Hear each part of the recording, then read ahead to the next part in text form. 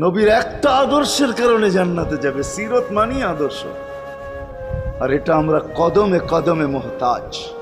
কেননা এই ছোট জীবনটা যদি গ্রহণযোগ্যতা পর্যন্ত পৌঁছাইতে হয় আল্লাহর কাছে, চাই নারী হই, চাই যুবক হই, চাই বৃদ্ধ হই, যেই মানুষই হই না কেন, যেখানেরই হই না কেন, যেই বাসারই হই না কেন, যেই বর্ণেরই হই না কেন, যেই পেশারই হই না কেন, যেই সোসাইটিরই হই না কেন, এই জীবনটাকে যদি গ্রহণযোগ্যতা পর্যন্ত পৌঁছাইতে হয় কার কাছে? দুনিয়া আলাদের কাছে না, মালিকের কাছে, যিনি এক ফোঁটা পানির থেকে অস্তিত্ব দিছেন, যার কাছে আবার আমাদেরকে ফিরা যেতে হবে।